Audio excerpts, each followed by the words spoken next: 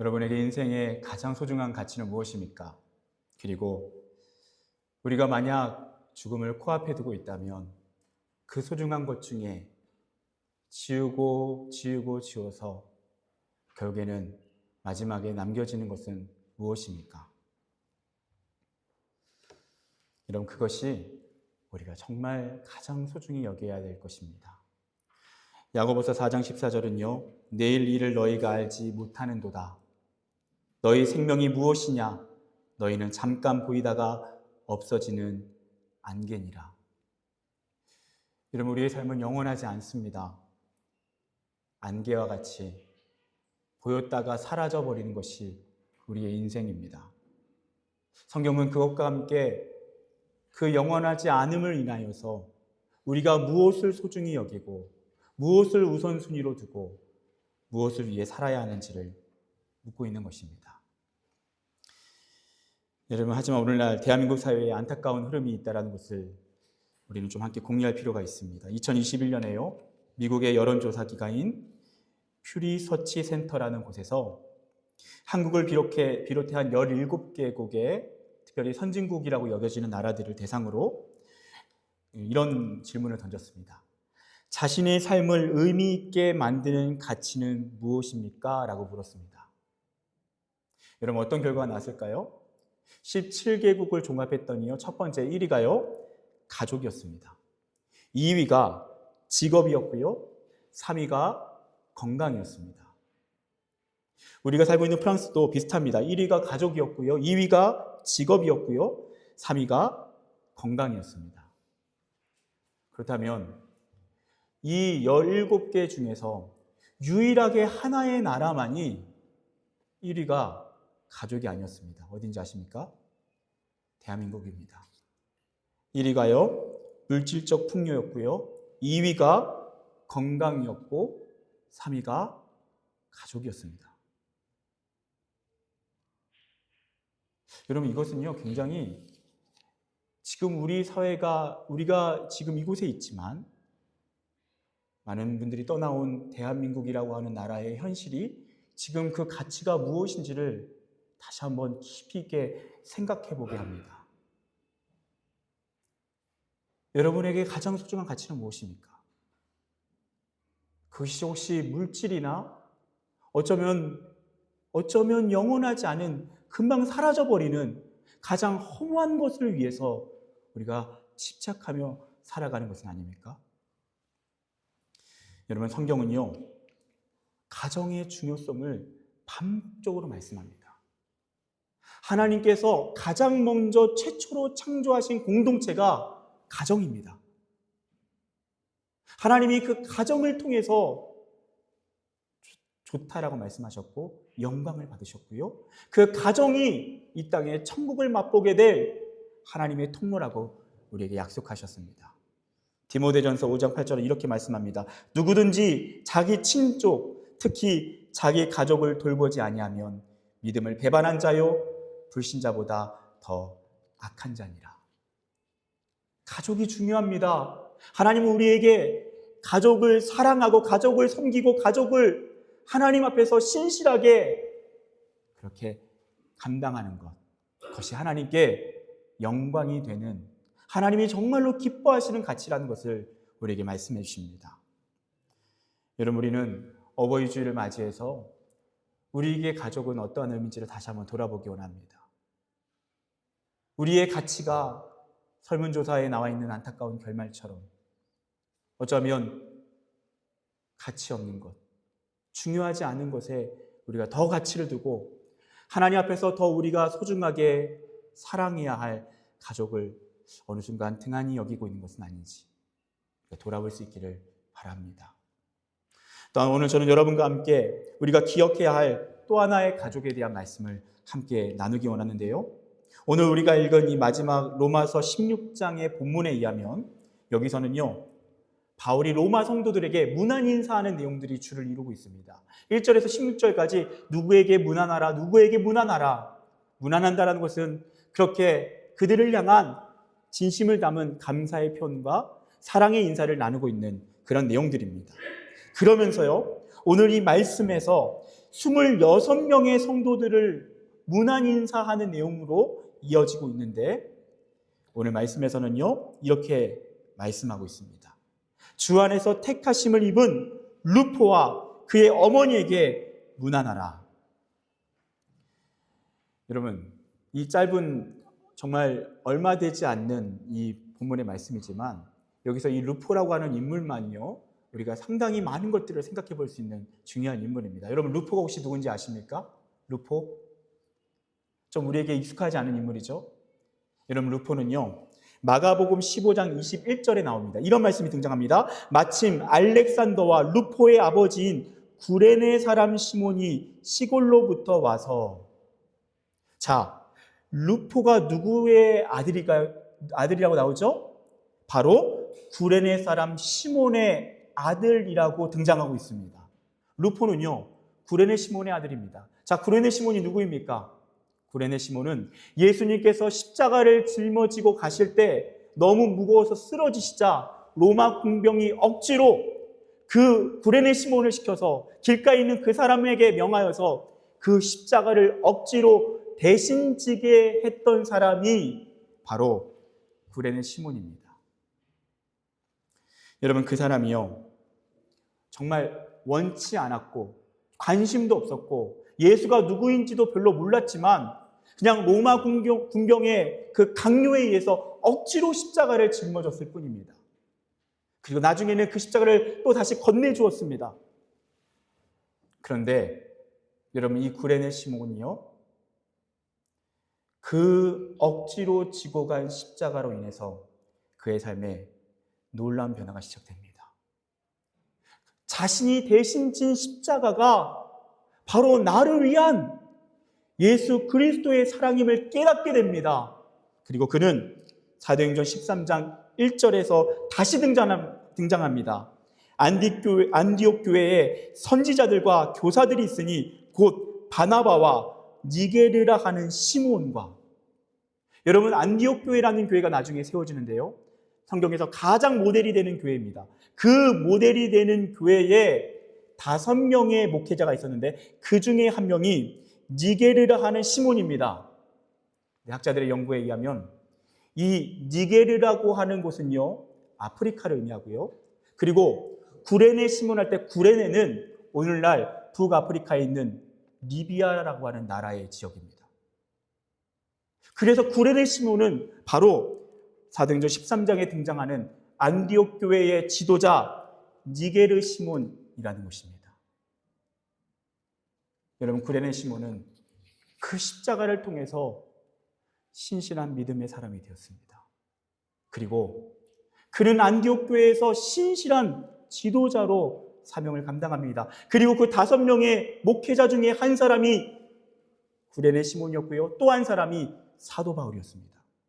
그래서 그 안디옥 시절부터 이 구레네 시몬과 바울은 알고 지내고 있었고 동력했던 것입니다. 자연스럽게 루포도 알고 지냈던 것이죠. 그리고 시간이 흐릅니다. 시간이 흘러서 어떠한 사정인지 모르지만 루포와 그의 어머니는 로마로 이주하게 됩니다. 그리고 그 로마의 교회에서, 그곳에서 루포와 어머니가 중직자로서 신실하게 영적인 지도자의 역할을 감당하고 있는 것입니다.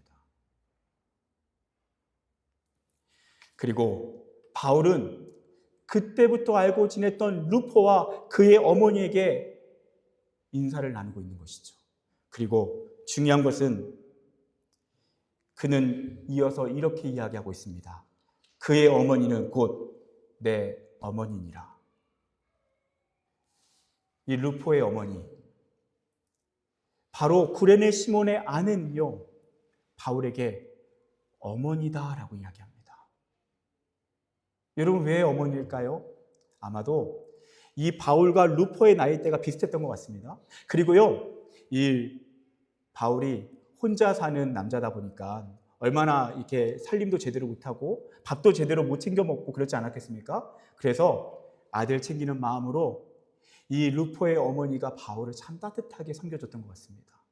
그래서 바울은 루포의 어머니는 내 어머니다라고 이야기합니다.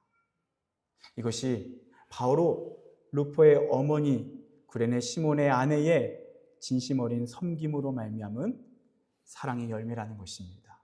네, 여러분, 사실 이것은요, 인간적인 관계 안에서의 감사의 고백만이 결코 아닙니다. 왜 그럴까요? 예수님이 이렇게 말씀하셨기 때문입니다. 마태복음 12장에 보면요, 한 사람이 예수님께 찾아옵니다. 그래서 말합니다. 예수님 보십시오. 밖에서 마리아와 당신의 어머니 그리고 여러 형제들이 당신을 찾고 있습니다. 그들이 왜 예수님을 찾습니까? 지금 예수님의 이 사역에 대해서 못마땅히 여겼기 때문입니다. 그 당시에는 예수님을 메시아로 인정하지 않고 있었기 때문입니다. 근데 바로 그때 예수님께서 이렇게 대답하십니다. 말하던 사람에게 대답하여 이르시되 누가 내 어머니이며 내 동생들이냐? 손을 내밀어 제자들을 가리켜 이르시되 나의 어머니와 나의 동생들을 보라. 누구든지 하늘에 계신 내 아버지의 뜻대로 하는 자가 내 형제요 자매요 어머니이니라. 이는 무슨 말입니까? 예수님께서는요, 새로운 가족을 말씀하시는 것입니다. 예수 그리스도를 통해서 새로운 가족이 탄생한다라는 것을 말씀하시는 것입니다. 바로 하나님의 뜻대로 행하는 사람들, 예수를 주로 믿으며 그 뜻대로 살아가는 공동체가 하나님이 허락하시는 새로운 공동체라는 것입니다. 가족이라는 것입니다. 그래서 바울은요, 루포의 어머니를 내 어머니라고 하는 것은 감사의 인사인 동시에 신앙 고백입니다. 어떤 신앙 고백입니까? 루포의 어머니, 그 어머니 또한 예수를 주로 고백하고 나도 그 주님을 주로 고백하기에 우리가 주님 안에서 한 가족이며 그리고 나의 어머니라는 것입니다. 여러분, 조금 쑥스러울 수 있지만 우리 옆 사람을 바라보십시오. 여러분, 우리의 가족입니다. 여러분, 비슷한 나이 또래가 앉아있다면 나의 형제이고요 자매입니다. 그리고 어머니 뻘이 앉아 계신다면 어머니입니다. 아버지 뻘이 앉아 계신다면 아버지입니다. 아들 뻘이 앉아있다면 아들이고요 딸 뻘이 앉아있다면 딸입니다. 그것이 하나님께서 우리에게 분명하게 말씀하신 새로운 가족의 탄생입니다. 그래서 바울은 오늘 말씀에서 그 어머니, 루포의 어머니, 그분은 나랑 전혀 상관없는 여성이 아니라 나의 어머니라고 고백하는 것입니다. 예전에 제가 설교 중에 들었던 참 귀한 이렇게 정리된 내용이 있었는데요. 이런 내용이었습니다.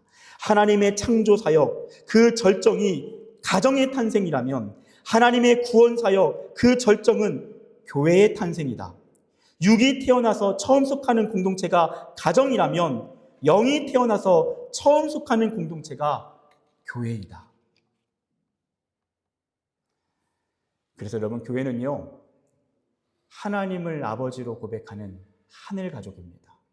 우리는 하늘 가족입니다. 그리스도의 피를 나눈 하늘 가족입니다. 그것이 교회입니다.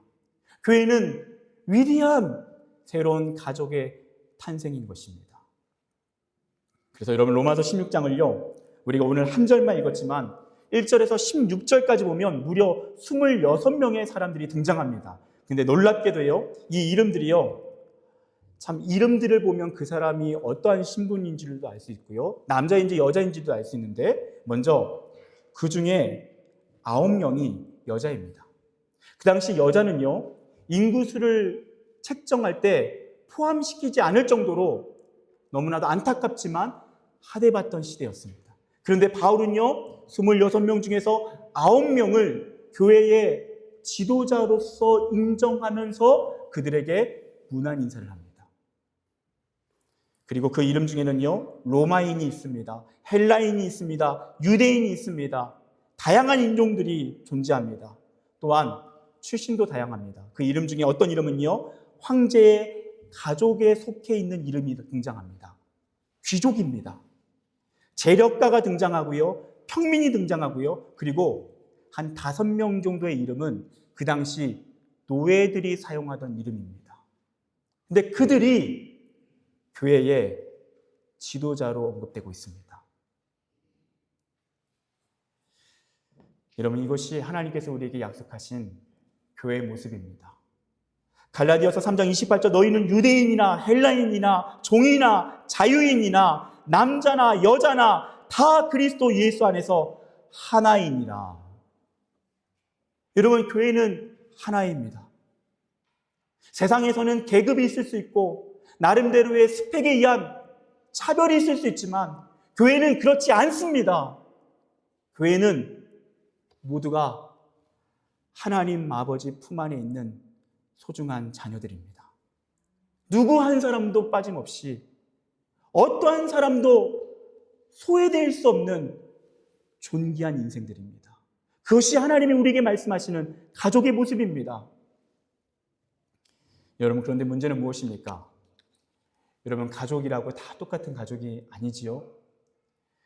여러분, 어떤 가족은 참 건강한 가족이 있습니다.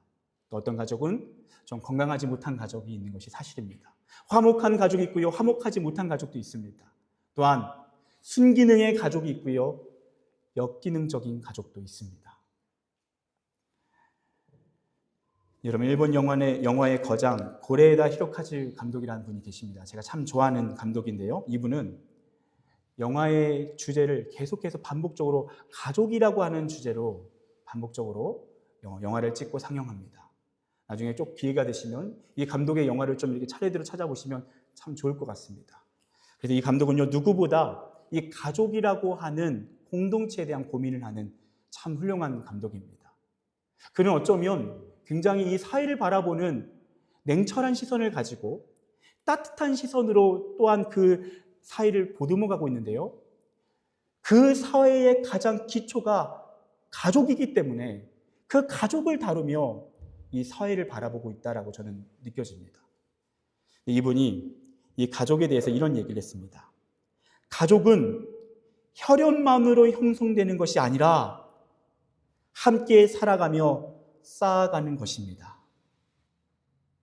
여러분, 그는요, 계속적으로 가족에 대한 주제를 영화에서 그려내면서 똑같이 등장하는 가족에 대한 주제가 있습니다. 그것은 가족이란 혈연과 핏줄만으로 정의되는 것이 아니라 함께 사랑의 시간을 쌓아가는 것, 그리고 만들어지는 사랑의 관계라는 것, 그것을 반복적으로 영화를 통해서 이야기하고 있는 것입니다.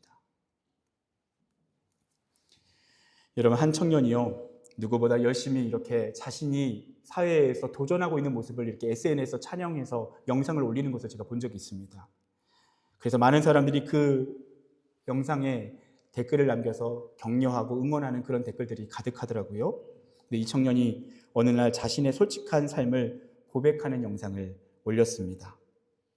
그 영상 중에서 나레이션으로 이야기하고 있는 내용을 제가 대신 읽어드리겠습니다. 저는 4살에 고아원에 버려졌어요. 지금 저의 가족은 고아원 근처에 거주하고 있는데 고아원에 도착한 날 지나가던 엄마가 저를 막내딸로 키우고 싶으셨대요. 평소 고아원 원장님과 잘 알던 부모님이셨고 고아원생이 될 바로 그날 지금의 가족과 살게 되었어요. 하지만 입양 신고를 위해 경제적 안정성을 증명해야 했는데 제가 기억하는 그때의 집은 군데군데 쥐덫이 있었고 따뜻한 물도 나오지 않는 가난한 집이었어요. 입양 신고에 필요한 재산 증명을 위해 친척들과 주위 이웃에게 돈을 빌리러 다니셨고 저는 지금의 가족을 만나 6년이 되고 나서야 호족에 오른 진짜 가족이 되었습니다.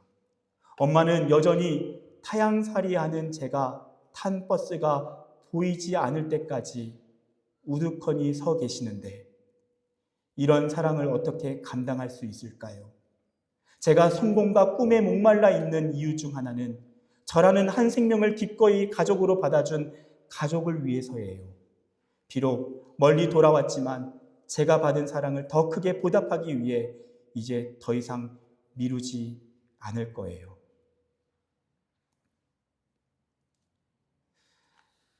여러분, 이 한 청년이 경험한 가족은 2개의 가족이었습니다. 핏줄로 태어난 가족. 하지만 안타깝게도 그 가족에서 그는 버림당했습니다. 4살에 고아원에 들어간 그날 새로운 가족에 입양되었고 정말 감사하게도 그 가족에서 진짜 사랑을 경험합니다. 그 딸이 서울로 올라가기 위해서 버스 정류장에 오면 어머니는 그 딸의 그 버스가 보이지 않을 때까지 손을 흔들며 자신의 딸을 열렬히 응원합니다. 사랑합니다. 그리고 이 한 청년은 그 가족 안에서 진짜 가족을 경험하는 것입니다. 여러분, 가족은요, 혈연과 핏줄만이 전부가 아닙니다. 가족은 함께 사랑의 시간을 축적해 가는 것입니다. 함께 그 사랑을 통해서 만들어 가는 것입니다. 여러분, 교회도 마찬가지입니다. 교회도 우리가 하나님의 자녀라는 이유 하나로, 그리고 교회라는 그 이름 하나로 모두 전부 다 끝나는 것이 아닙니다. 거기서부터 시작하는 것입니다.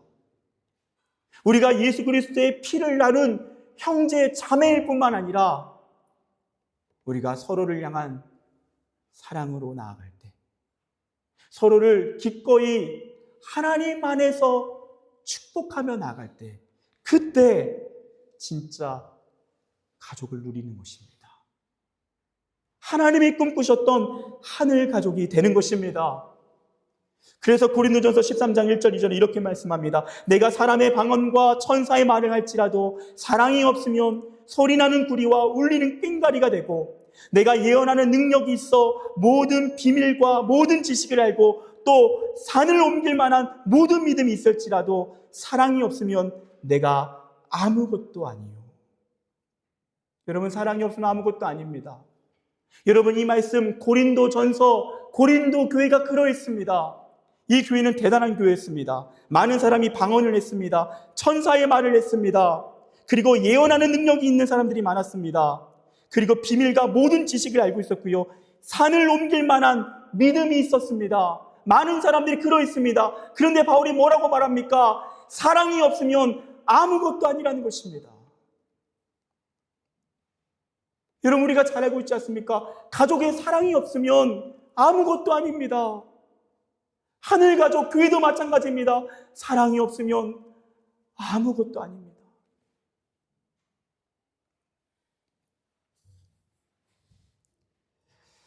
교회라는 가족의 탄생은 반드시 사랑의 탄생으로 이어져야 합니다.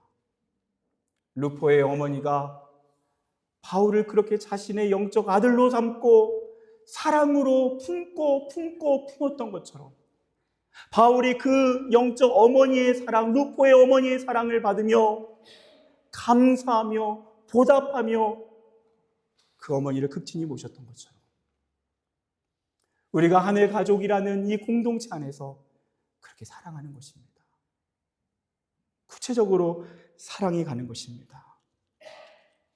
여러분, 우리 교회 안에 이렇게 아름다운 사랑의 이야기가 있어서 조금 나누고 싶습니다. 우리 교회 묘회가 우리 청년부 큐티 나눔 중에 이렇게 자신이 큐티한 거를 나눠준다고 제가 말씀드린 적이 있죠. 그 내용 중에 참 우리 묘회가 참 아름다운 고백들을 할 때가 있습니다. 그래서 제가 그런 것들을 소중하게 간직하고 있는데요. 그걸 좀 나누고 싶습니다. 묘회가 큐티 나눔 중에 나눴던 내용입니다. 일본에서는 친구에게 폐를 끼치면 안 된다고 해서 친구의 집에 가는 일을 삼가는 사람이 많다. 저도 일본에서는 친구의 집에 갈 기회가 거의 없었다. 우리 교회에서는 형제들이 자주 집에서 대접해줘서 기쁘다. 저는 일본에서는 나의 집에 손님을 불러본 적이 없다. 우리 교회에서는 형제들이 나의 집에 숙박하러, 또한 카레 라이스를 먹으러 와줘서 기쁘다. 혼자 살면서 가족 같은 서로의 섬김이 있는 우리 교회에서의 신앙생활에 감사합니다.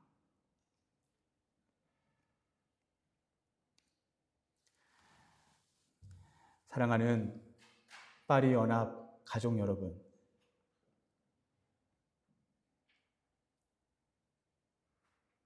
사랑이 없으면 아무것도 아닙니다. 하지만 사랑이 있으면 그 무엇보다도 위대합니다. 사랑하는 여러분, 우리 하늘 가족으로 더 깊이 들어오십시오. 깊이 들어오십시오. 시행착오가 있을 것입니다. 때로는 실패도 있을 것이고요. 그리고 여러 각오해야 할 두려움도 있을 것입니다. 여러분, 오늘 하나님의 말씀에 의지하여서 내가 하늘 가족을 더 사랑하겠습니다. 사랑이 없으면 아무것도 아니라는 말씀처럼 내가 아무것도 아닌 인생이 아니라 가장 위대한 선택, 사랑으로 나아가겠습니다. 여러분, 그렇게 우리 하나님께서 꿈꾸셨던 하늘 가족, 그 사랑의 가족으로 나아가는 것입니다. 요한복음 13장 35절, 너희가 서로 사랑하면 이로써 모든 사람이 너희가 내 제자인 줄 알리라. 그렇게 서로 사랑하며 하늘 가족의 그 풍성한 사랑, 기쁨, 그 평강을 누리시는 저와 여러분, 그리고 우리 파리 연합교회 하늘 가족 되시기를 축복합니다. 기도하겠습니다.